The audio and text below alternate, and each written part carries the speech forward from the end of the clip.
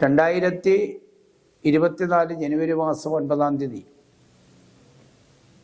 ഇടതുപക്ഷ ജനാധിപത്യ മുന്നണിയുടെ നേതൃത്വത്തിൽ ആയിരക്കണക്കായ കൃഷിക്കാർ രാജ്ഭവന്റെ മുമ്പിലേക്ക് പ്രതിഷേധ മാർച്ച് സംഘടിപ്പിക്കുകയാണ്.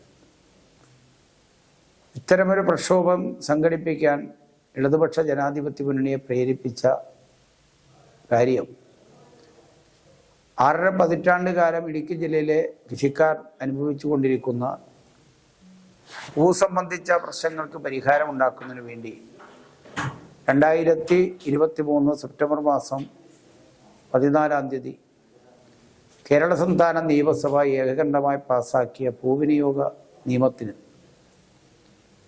കേരളത്തിൻ്റെ ഗവർണർ ഇതുവരെ ഒപ്പിടുന്നതിന് വേണ്ടി തയ്യാറായിട്ടില്ല. ഫെഡറൽ സംവിധാനത്തെ വെല്ലുവിളിക്കുകയും തനിക്കില്ലാത്ത അധികാരങ്ങളെല്ലാം ഉണ്ട് എന്ന് സ്വയം നടിക്കുകയും അതിൻ്റെ ഭാഗമായി അഹങ്കാരത്തിൻ്റെ ആൾരൂപമായി മാറിയിട്ടുള്ളയാളാണ് കേരള ഗവർണർ ആരിഫ് മുഹമ്മദ് ഖാനെന്ന് അദ്ദേഹത്തിൻ്റെ പ്രവൃത്തികൾ കൊണ്ട് തന്നെ ഇന്ന് കേരളീയ സമൂഹം നേരിട്ട് അനുഭവിച്ചറിഞ്ഞുകൊണ്ടിരിക്കുകയാണ്. ഗവൺമെൻറ്റിൻ്റെ പ്രവർത്തനങ്ങൾക്ക് എങ്ങനെയാണ് തടസ്സമുണ്ടാക്കാൻ കഴിയുക? ഇടതുപക്ഷ ജനാധിപത്യ മുന്നണി ഗവൺമെൻറ് എടുക്കുന്ന ജനപക്ഷ നിലപാടുകളെ എങ്ങനെയാണ് തുരങ്കം വെക്കാൻ കഴിയുക എന്ന ഗവേഷണം നടത്തിക്കൊണ്ടിരിക്കുന്ന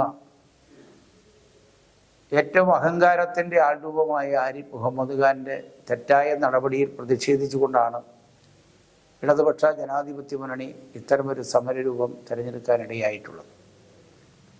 ജനുവരി 8, 5, 6, 7 തീയതികളിൽ ആയിരക്കണക്കായ സഹാക്കൾ ജനങ്ങൾ പങ്കെടുത്തുകൊണ്ട് ഇടുക്കി ജില്ലയിൽ ശക്തമായ പ്രതിഷേധ സമരങ്ങൾ സംഘടിപ്പിച്ചു. ആ സമരത്തിൻ്റെ ഭാഗമായിട്ടാണ് ഈ സമരരൂപത്തെ വിജയിപ്പിക്കാൻ വേണ്ടി ഇടുക്കിയിലെ ജനത ഒന്നാകെ അണിചേർന്നിട്ടുള്ളത്.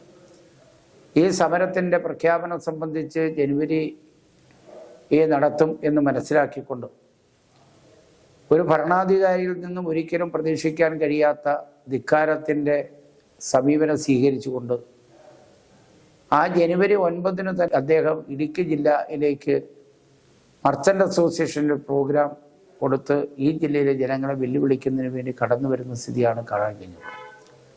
അതുകൊണ്ടാണ് കുറേ കൂടെ ശക്തമായ ജനകീയ സമരമായി ഉയർന്നു വരണമെന്ന ഇടതുപക്ഷ ജനാധിപത്യ മുന്നണിയുടെ കാഴ്ചപ്പാടിൻ്റെ ഭാഗമായിട്ടാണ് ഇടുക്കി ജില്ലാ ഹർത്താലും ജനുവരി 9-ന് രാജ്ഭവൻ മാർച്ചും സംഘടിപ്പിക്കാൻ തീരുമാനിച്ചിട്ടുള്ളത്.